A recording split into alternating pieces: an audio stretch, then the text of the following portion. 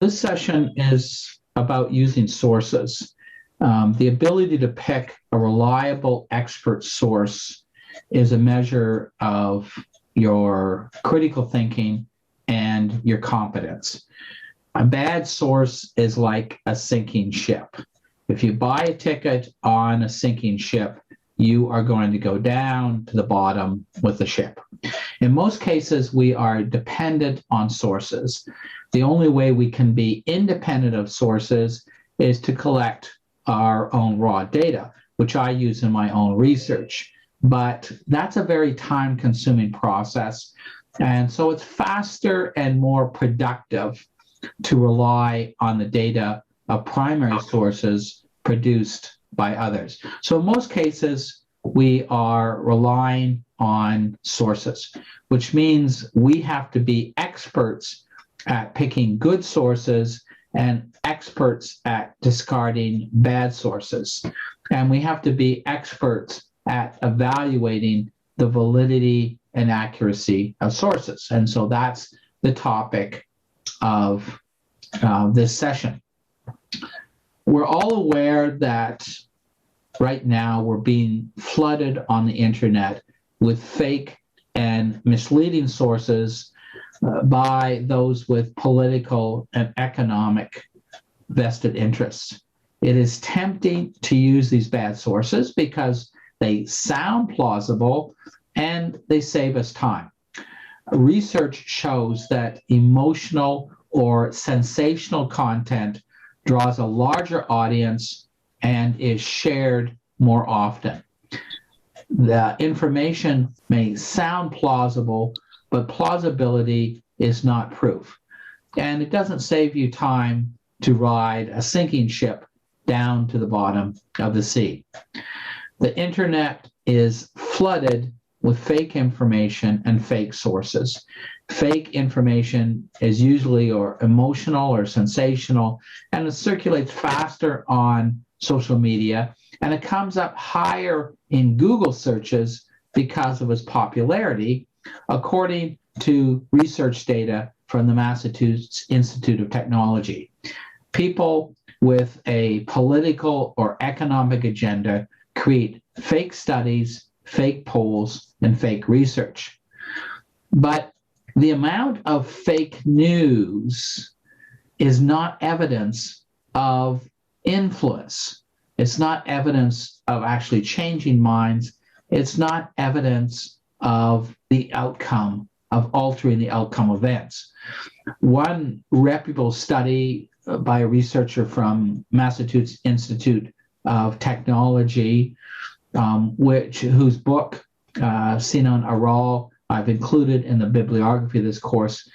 That study found that 1% of registered US voters on Twitter consumed 80% of the fake news.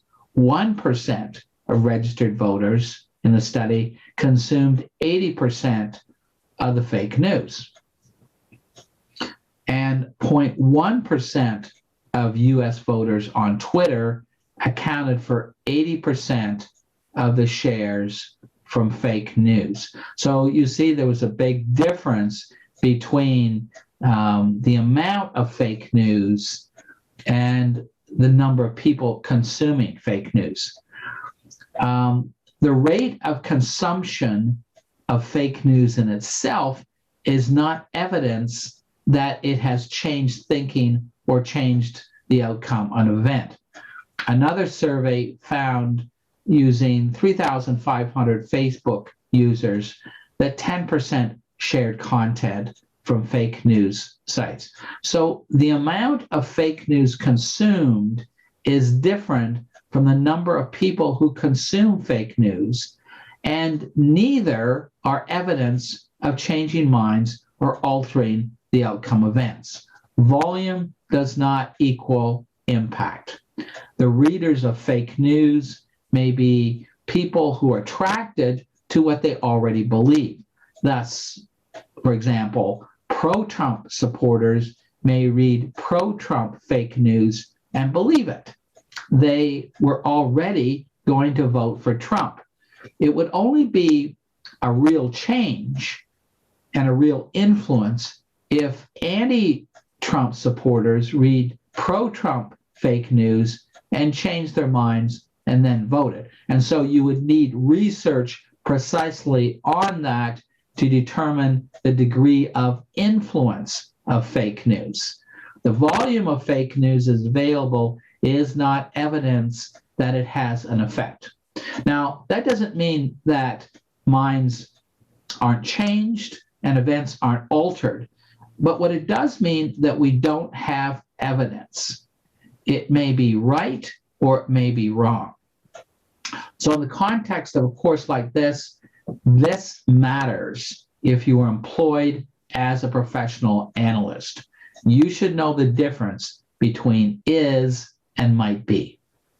And when there is doubt in the evidence, or when the evidence is lacking, then as a professional analyst, you should say there is doubt in the evidence, or you should say that the evidence is lacking. So if I take 5 notorious examples of stories that were false and believed to be true, I take example, and there's the first one predates the internet, cold fusion. In 1989, scientists announced that they'd been successful in creating cold nuclear fission. Nuclear fission normally happens in a nuclear reactor under high pressure and high temperatures. Cold fusion would achieve nuclear fission in ordinary circumstances. This would mean an easier way to make cheap energy. The scientists were wrong. They rushed their conclusions to beat the competition, and they had not created cold fusion, weapons of mass destruction. You're probably familiar with that episode. In 2002, U.S. intelligence agencies announced that Saddam Hussein and Iraq had created weapons of mass destruction that were a threat to the world. On that basis, Iraq was invaded by the U.S. and other countries in 2003. No weapons of mass destruction were found. Pope Francis endorses Trump for president. On September 26, 2016, during the U.S. presidential election campaign, a website called ETF News posted a story quoting a statement from Pope Francis that said he endorsed Trump for president because the entire U.S. federal government was corrupt. In the 3 months before the election, it was the most shared election item on Facebook. It was shared like 960,000 times on Facebook. It was fake. According to BuzzFeed, there were 20 fake election news stories on Facebook shared or liked for a total of 8.7 million times. But remember, that's evidence that the information was out there. It's not evidence that it altered the election, or it's not evidence of what degree it altered the election. Trump wins re-election. That's fairly recent. On Tuesday, November 3rd and Thursday, November 4th, 2020, Trump claimed that he'd been re-elected president and the election was rigged. And we're still hearing that. And it's still fake news. Trump ballots burned, number 5 on my list. On November 4th, Donald Trump's son, Eric, shared a video on YouTube that said they claimed to show 80 Trump ballots from Virginia being burned. That was fake. The news outlets quickly revealed that Virginia Beach officials confirmed the ballots were actually sample ballots, and so real ballots weren't being burned. When the Virginia Beach staff looked at the video, they saw that there was no barcode on the ballots, and so that they weren't actually official ballots. Now, so there've been fake news stories long before the internet, but the internet as a source creates a new ability for the mass spread of fake news quickly. fake news, fake research, fake information starts with somebody who has an agenda to mislead others in a way that has serious consequences. And, for years, governments have been spreading misinformation for an agenda. So when Hitler wanted to take the final step to get absolute political power in Germany in the 1930s, he blamed a fire in 1933 at the Reichstag, the German parliament, on communists, and used that as an excuse to take control of Germany. For years, governments have been spreading misinformation in countries they regard as opponent rival companies, and as using information to harm an opponent. It's a kind of information warfare. And governments also spread misinformation among their own citizens as part of their agenda, which we call propaganda. So how do we avoid believing what is false, and how do we avoid spreading information that is false? The answer for a course like this is for us to have professional standards in communication and to filter our communication through these professional standards. And the assignments in this course are exercises in that. They're exercises in meeting the standards and criteria of professional communication. And at the outset of the course, we begin that with the standards for analysis and critical thinking, which are the standards for professional communication. So part of critical thinking, part of professional communication, is selecting sources and evaluating the credibility of sources. So there's various reasons that you want to ask yourself, why do you trust a source? Do you trust a source because you simply trust the source, whether a person or an organization? It doesn't enter into your mind that a source that you already trust could be wrong. Do you trust a source because the opinion of the source confirms your beliefs? Do you trust a source because of the reasoning of the source? Do you trust a source because of the methodology of the source? Do you trust a source because of the data and the evidence the source provides? So what are you using? What criteria are you using? What criteria should you using in assessing sources? Well, chapter 5 of the course text, The Craft of Research, has an answer for that, has various answers for that, on how to evaluate the quality of the source. One technique in chapter 5, which you read at week 3 in this course before you submitted your first assignment, one technique is to distinguish between primary, secondary, and tertiary sources. That's a simple distinction. It's easy to make, and it gives you quick insight into the potential credibility of the source.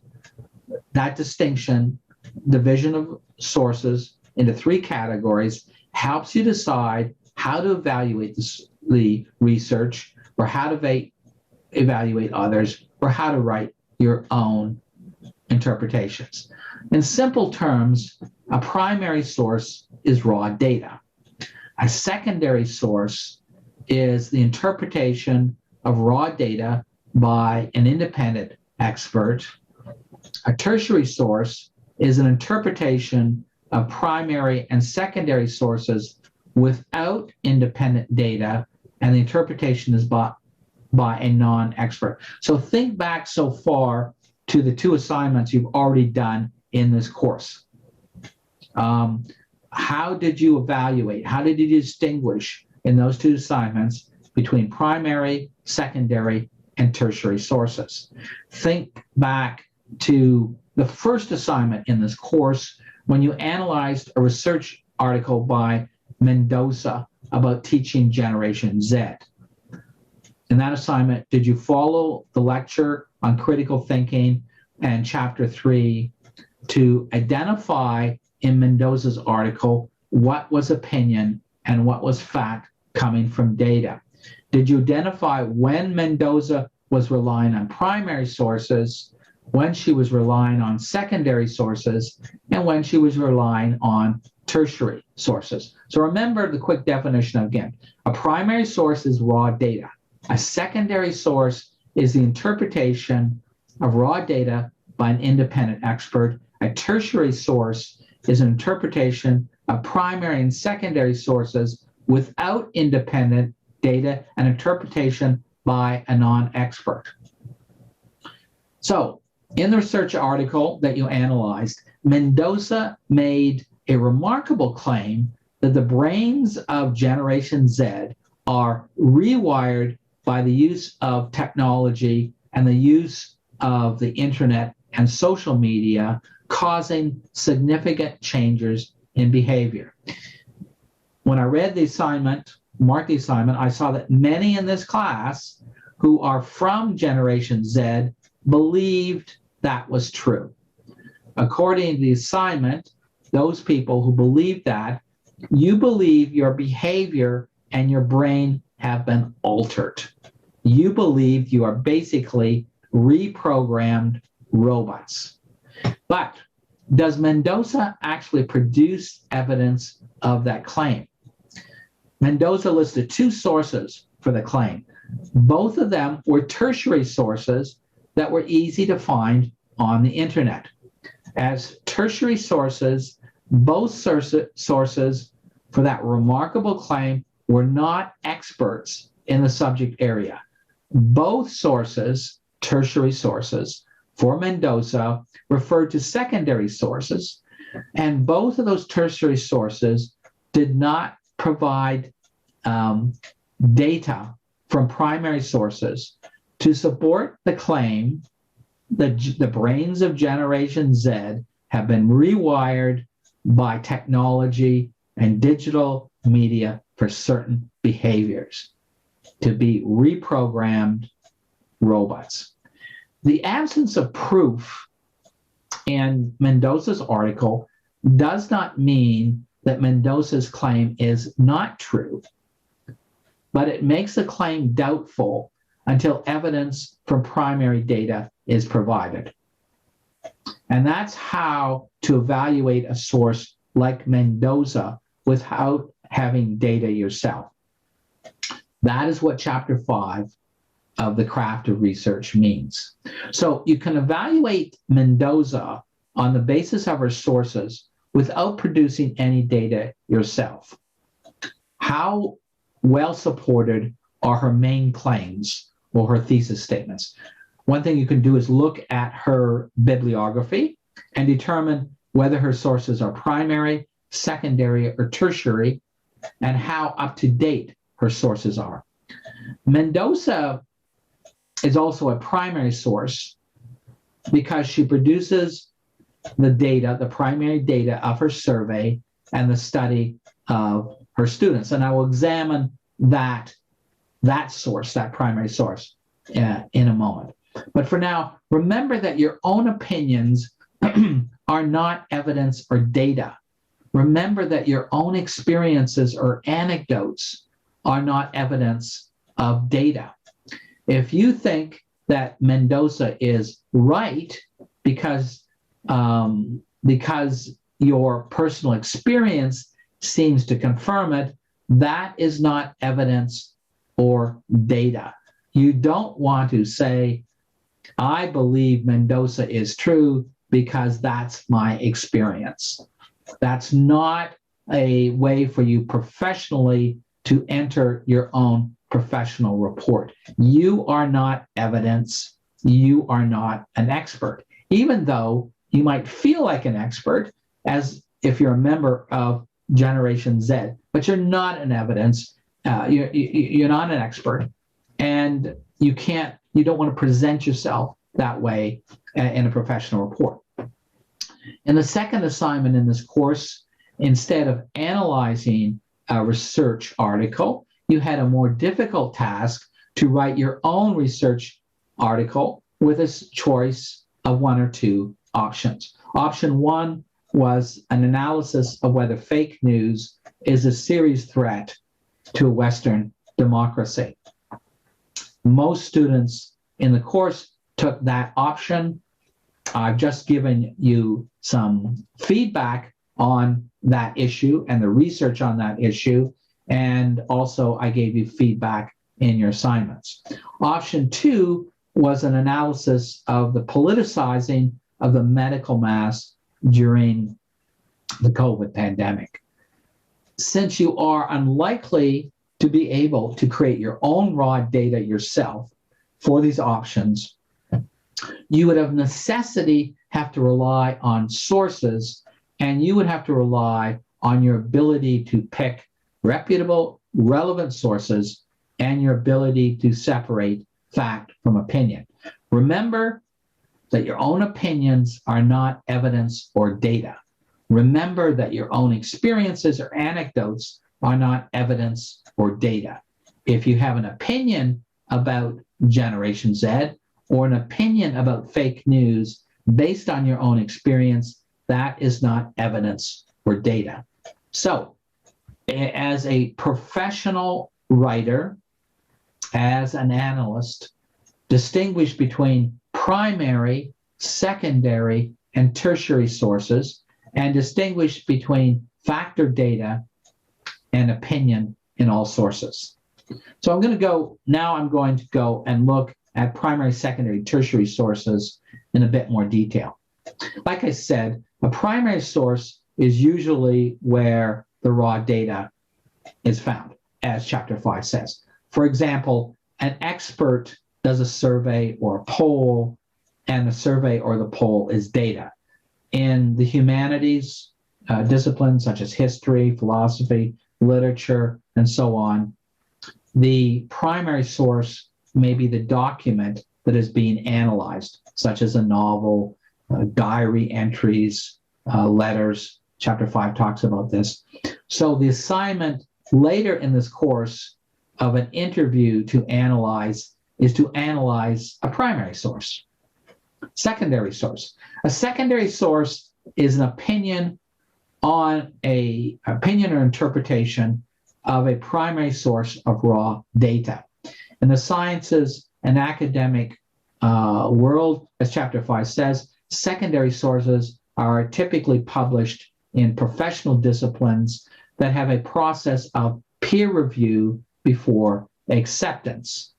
Peer review means that a committee of experts reads the article in advance to advise the editor of the journal whether to accept the article, reject the article, or request changes. So professional and academic sources often refer to sources that are peer reviewed because that helps to ensure accuracy and credibility, but not always. In some cases, peer review can be an obstacle to publishing new research if the research contradicts the conventional wisdom in a professional group. Academic book publishers also have peer review, but that is not always a guarantee of accuracy either. For example, Oxford University Press asked me one time to do a peer review of a text before it was published in the communications field, which is my area of expertise. I pointed out some serious flaws in the text. The text was published without the corrections, and now I get email from Oxford University Press asking me if I want to use that text on one of my courses. My answer is no, I don't want to use it. Mainstream book publishers, which are separate from academic publishers, and typically do a legal review of a book to make sure that they can't get sued. But typically, mainstream book publishers don't do peer review. Usually they have one main editor for the book and perhaps other sub-editors for parts of the book. The book publisher cannot force an author to change a book, but the publisher can change its mind about publishing the book if the author does not make the changes.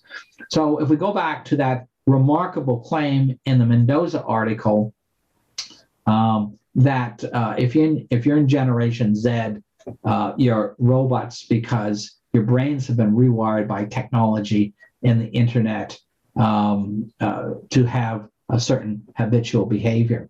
In the Mendoza article, as I said, it's quite clear from the notes in the article that Mendoza had two sources for that. Both sources were tertiary. One was a newspaper article. The writer was not an expert in the area, and no facts in that article, no data.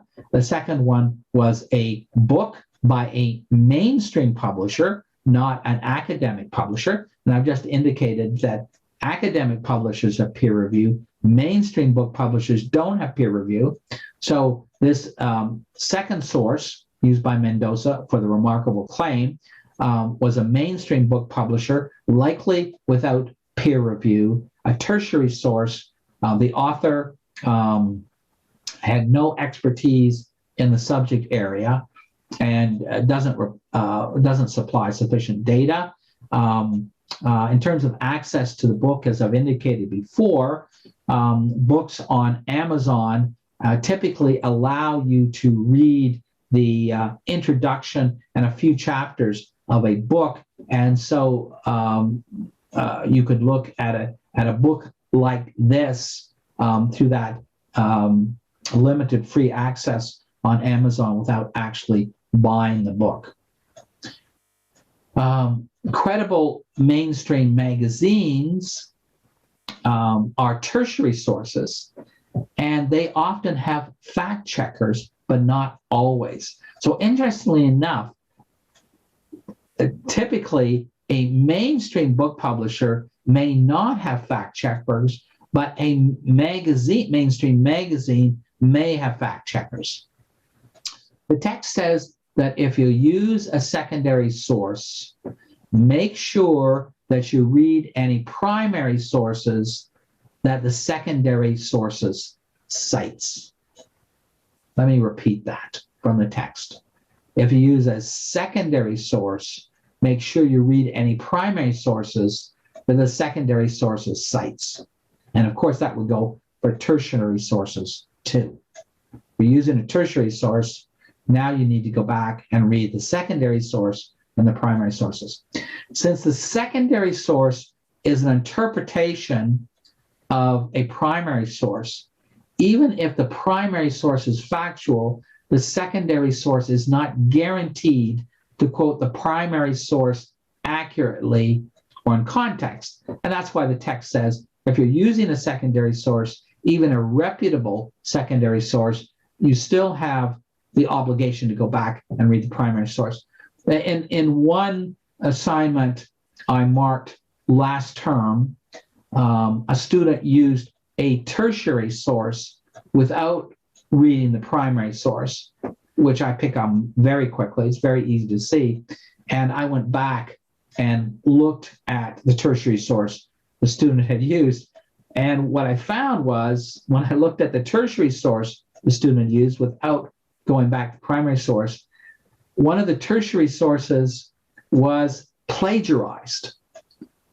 There was word for word the same tertiary article in two online publications under two different names, word for word.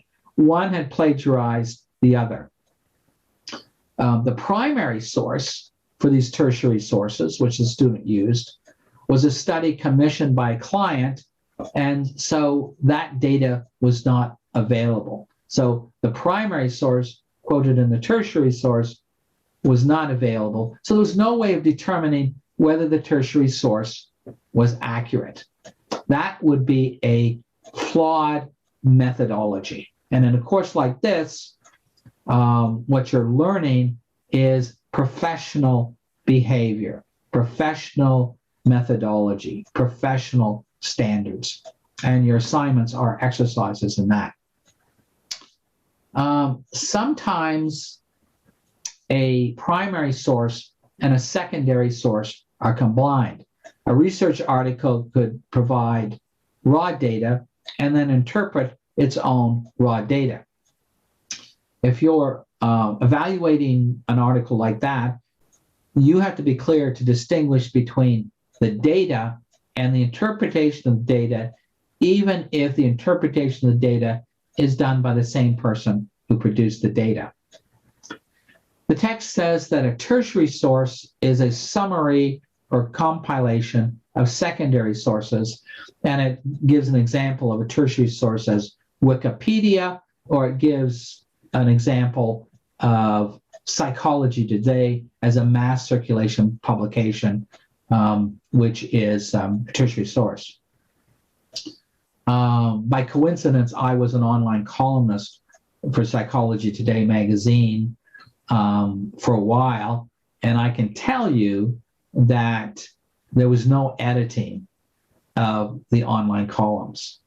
The quality of those online columns was purely through who was allowed to be an online columnist.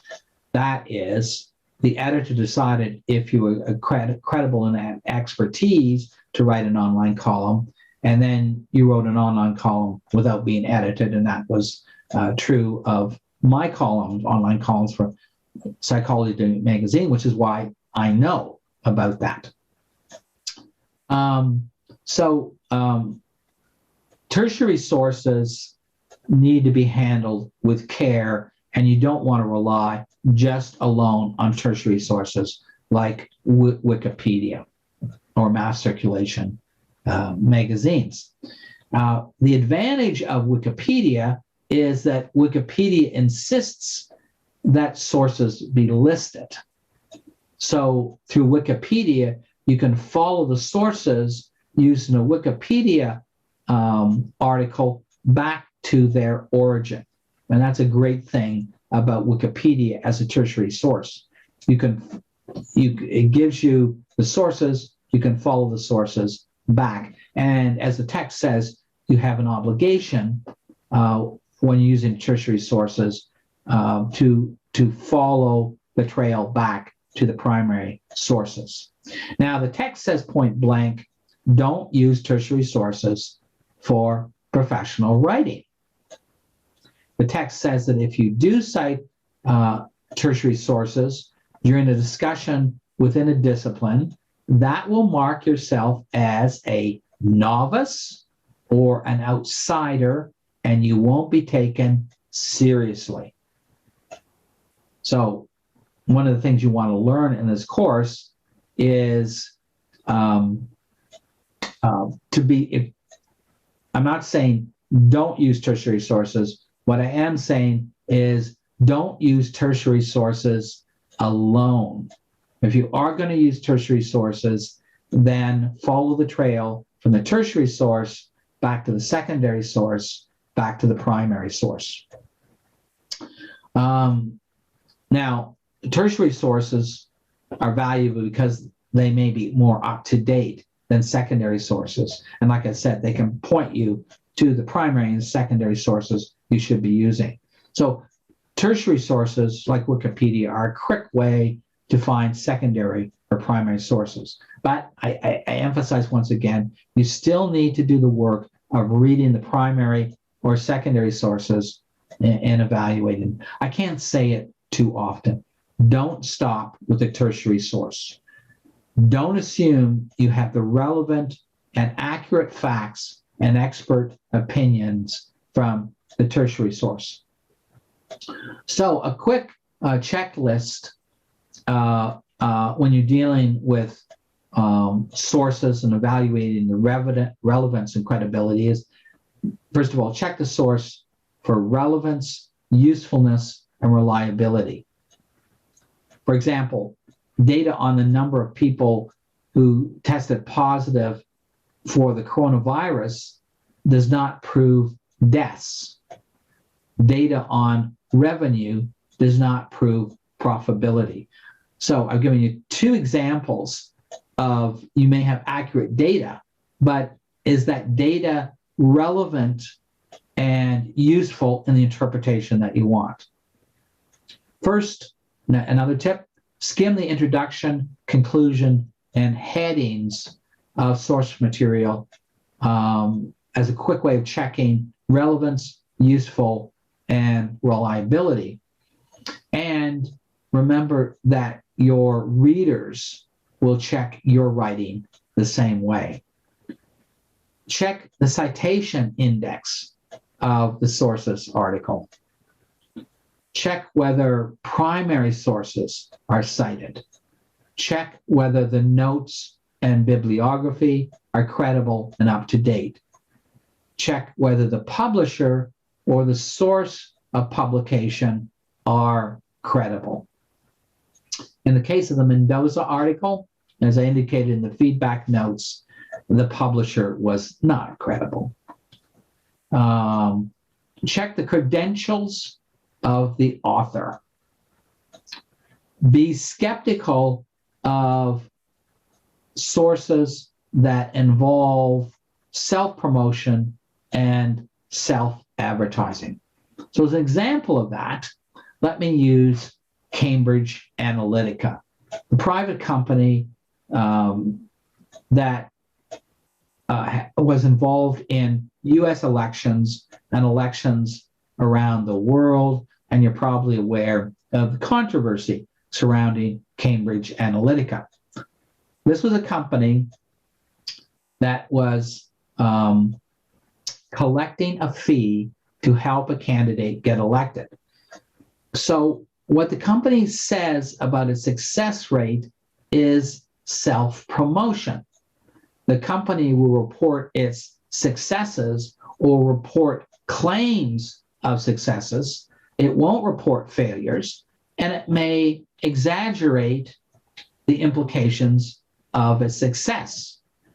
Does the company ever produce data to support its claims of success?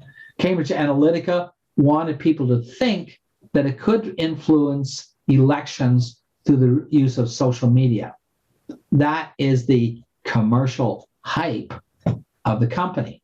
It's possible that Cambridge Analytica got burned by its own hype. That is, it's possible people literally believed the hype of the company to affect elections. So if you are using Cambridge Analytica as a source for saying the US presidential election or other elections were won by the company through social media, then your comment may be based on the commercial hype of a company selling a service. If you use this information to identify scandalous manipulation of voting, then your comment may be based on the commercial hype of a company selling a service. So as you go through that issue, you may find sources that are quoting Cambridge Analytica as a source. Then you need to go back to Cambridge Analytica to assess whether or not Cambridge Analytica provides data for its claims to affect an election. Experts.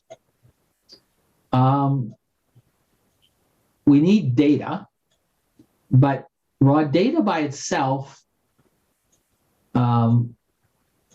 it doesn't explain enough. We need an interpretation of the data. And so the expert becomes a source as the interpretation of the data, which means we have to pick experts very carefully. Remember that experts are not facts, experts are not evidence. Experts are secondary sources, not primary sources. Experts are secondary sources that have the expertise to interpret the facts and the evidence. For example, suppose you have the data of a survey.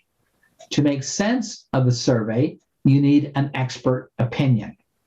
The opinion may be an expert opinion, but it is still an opinion. For example, during the coronavirus pandemic, there is medical data on the number of people who test positive and medical data on the number of people who die. The data show possible trends or predictions. For example, the data would show an increase or decrease in what is happening. But the trend for the future is an interpretation and a prediction based on the data. The experts may have opinions on what is causing an increase or decrease in the data of deaths on the coronavirus. And we're still seeing that this issue is a process ongoing. Research data is still being collected about the coronavirus. So we're getting, new research all the time on how the virus spreads, how far the virus can spread through the air, how long the virus can stay active on the surface, whether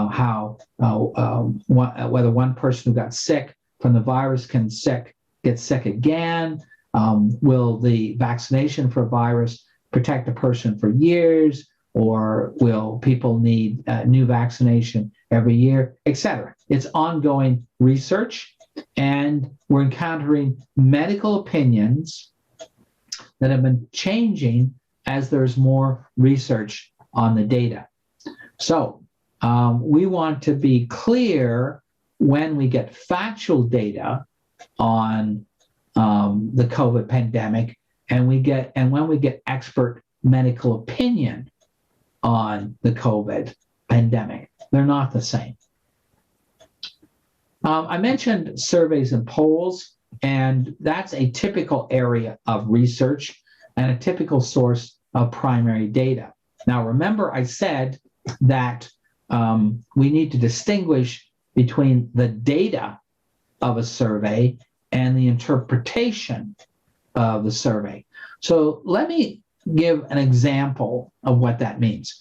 Consider, for example, a Gallup survey. This is a real survey of UFOs, that is, flying spacecraft from another planet.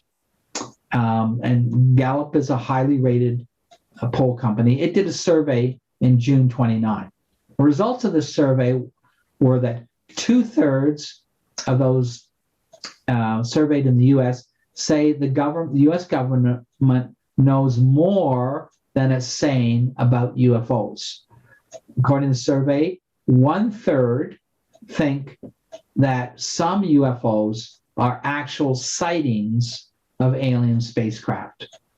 Residents of the American West show a higher belief in UFOs. According to the survey, the younger a person is, the more likely the person is to believe that UFOs are alien spacecraft. People aged 18 to 29 in the survey had the highest percentage belief in UFOs. People aged 65 and older had the lowest percentage belief in UFOs. Additional information, the actual number was that 33% of U.S. adults believe that some UFO sightings over the years have in fact been alien spacecraft visiting planet Earth from other planets or galaxies. The majority, 60%, are skeptical, saying that UFO sightings can be explained by human activity or natural phenomena, while another 7% are unsure. 16% of Americans say in the survey they personally witnessed something they thought was a UFO, while the vast majority, 84%, say they've not witnessed something. These poll surveys conducted by Gallup were randomized and had over 1,000 responses. The accuracy rate, or what's also called the margin of error, was calculated at plus or minus 3 or 4%. So what does the accuracy rate mean? That means that although 33% believe in flying saucers, according to the margin error, that means it could be between 29% and 37% believe in flying saucers. That's an 8% point difference. Now consider if that was an election survey. That is, the margin of error in this election survey is the same as this margin of error in this Gallup poll survey about flying saucers. If that were an election survey, that 8% range for a margin of error could make a difference in the outcome of the election. That is, the margin of error may be an indication of the unreliability of the survey of predicting the election, because that 8% difference could be the difference in winning or losing. In the Gallup survey, no aliens and UFOs were surveyed, of course. The point of that UFO survey, as an example, is that the survey is a data of what people believe, but it's not data of whether UFOs exist or do not exist. We can't say, based on that survey, there's a 1/3 chance that UFOs exist because 1/3 of the people surveyed, representing all of Americans, believe in UFOs. We can't use that survey as evidence that UFOs exist. So, even without interpretation, the primary source, the primary data of a survey or poll is limited, and you need to evaluate the limitations of the data of a survey for a poll. And that technique was introduced in this course in the session on critical thinking in week 3. Now, most of you in this class are taking the tourism program, and you've probably been exposed to the idea of evaluating surveys and polls. You've heard the term randomized sample size, which is used to evaluate the validity of a survey or poll. Elections are great for journalists because of the data that elections produce naturally. But the data is not as reliable as it seems, and the use of data can lead journalists and readers astray. So, for example, on November 8th, 2016, I watched the US presidential election on TV with a scorecard that I made from a CBC, written by the CBC's expert pollster, predicting Hillary Clinton would beat Donald Trump. That same night, election day, as results are coming in, the staff of Cambridge Analytica in the US was watching election coverage with their clients, the Trump supporters, some of them secretly believing that Trump would lose the election and deserve to lose the election, although they'd been paid to help Trump win the election. That same night, Trump was tweeting that the election was rigged because he thought he'd lost the election. The media had thought that Trump couldn't win. And just before that election in the fall of 2016, I was teaching a course, and I did a lab exercise with the students in the course and sent them out across the campus and to survey students who the students thought would win. The survey results of the class showed that most of those surveyed, and I think the class surveyed, over 200 students. Most of those surveyed thought Hillary Clinton would win. Those were intelligent students. They read the media. So on election night in 2016, using the expert opinions of the UX pollster based on surveys and a scorecard that I constructed. I watched to see how accurate the predictions were hour by hour, and you know the outcome now. The longer I watched on election night, the farther off the predictions were. The predictions were based on scientific polls with great data. When the polls are right, that's good. When there's blind spots, the polls can be wrong, and that's bad. It's not that the polls are wrong as a source of data. The problem is that polls and surveys are only valid in a specific context. So the example I gave of students in a class of mine surveying over 200 students on campus in 2016, who the students thought would win the U.S. presidency, most said Clinton. And so the results of the survey were correct. That is, the students did believe that Clinton would win. That is what that survey, that unprofessional survey done in the class, produced. It was correct. That's what the students believed, but what they believed was different from what was going to happen. The students who were surveyed had no expertise in polls and election surveys, but even many of the professional polls and predictions are wrong. It's like the example I gave of the survey of what people believe about flying saucers.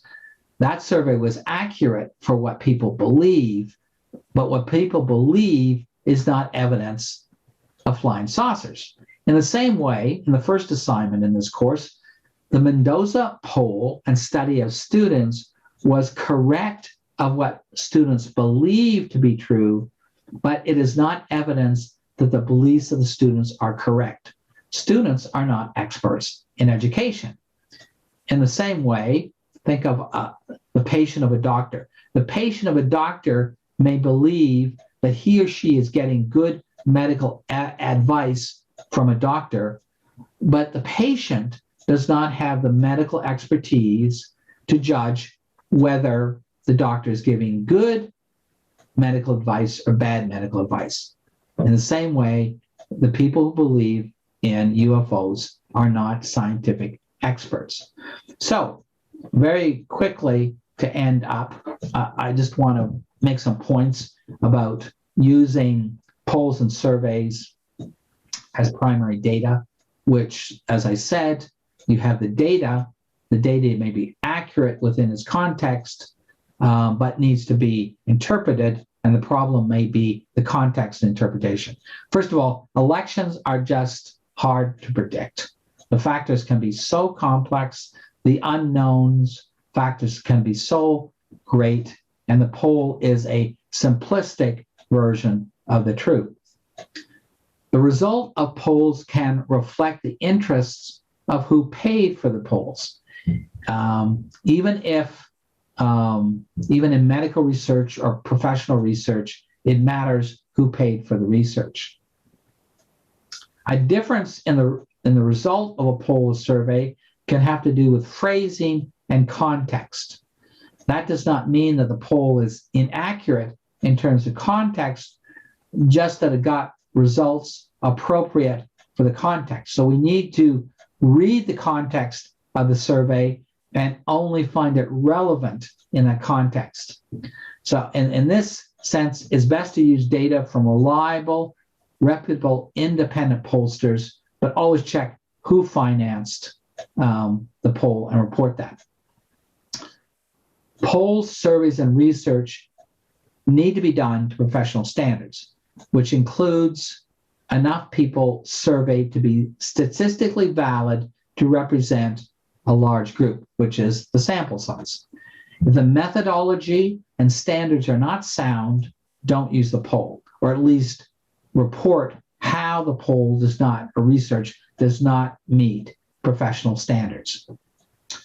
The use of polls and surveys should always include the standards for professional polling. That was not done in the Mendoza article. Mendoza did not cite what the professional standards are for a survey. That omission is significant. The randomized sample size should be included. A valid survey questions a smaller number of people to project what a larger group probably thinks.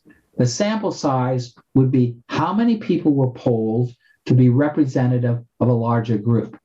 The diversity of those polled to be able to represent a larger group, or in other words, the randomization, and the diversity of location to be able to represent a larger group, or a randomization again.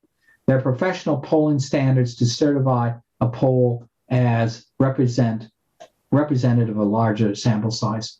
If the sample size is not large enough or not diversified or randomized, it can't be certified as likely to be reliable. So in the Mendoza article, Mendoza did not give the sample size, and that omission is significant.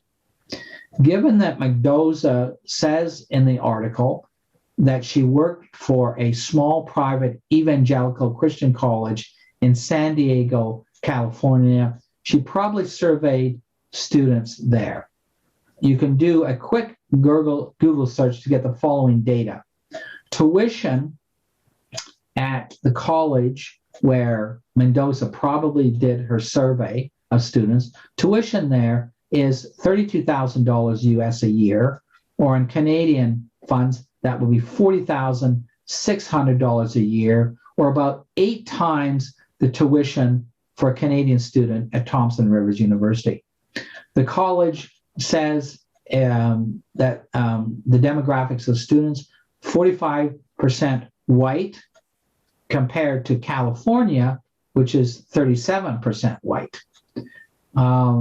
The demographics of the college students at the college where Mendoza worked, 26% Hispanic compared to 39% Hispanic in California. So the demographics of the students of the college do not fit the demographics of California or the US. In other words, the demographics of the students surveyed at that college don't fit either California or the US and can't represent a national audience.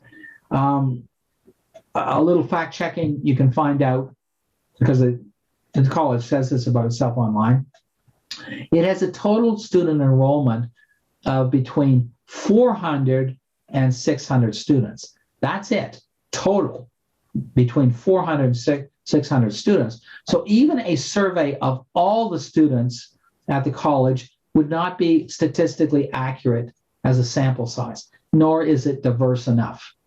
So, and Mendoza doesn't tell us, was an equal number of male and female students surveyed? Do the students surveyed represent just one economic group of Generation Z? Can evangelical Christian students represent all Generation Z?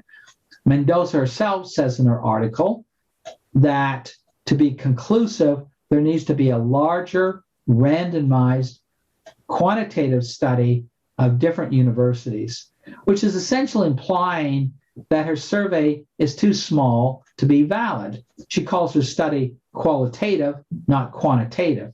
Qualitative means it is based on theory, observation, or non-numerical data. Quantitative would mean it's based on empirical, measurable numbers for statistical analysis, which is typical of a survey. Thus, qualitative research could be useful in creating a new theory, which might then be tested and verified by quantitative research, but qualitative research is not an excuse for avoiding quantitative research. A quick few more points about evaluating polls and surveys. The margin of error, called the sampling size, sampling error, should be cited, and that's useful in determining the validity of the prediction. So a typical margin of error in a large enough sample size, usually over 1,000 people, you typically see a margin of error quoted as plus or minus 4 percentage points, and that should be cited in any article.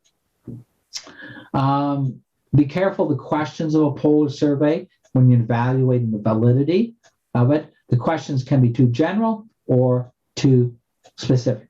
Remember that polls are a snapshot in time at a particular moment, and a professional poll always includes the date that people were surveyed, because the survey is a snapshot in time, always valid, limited to that point in time, because people can change their minds quickly. Statistics of surveys and polls are, as I said, often sensitive and related to context, and part of that context is the time frame when the poll is taken. There's also the problem of, do people actually tell the truth in a survey?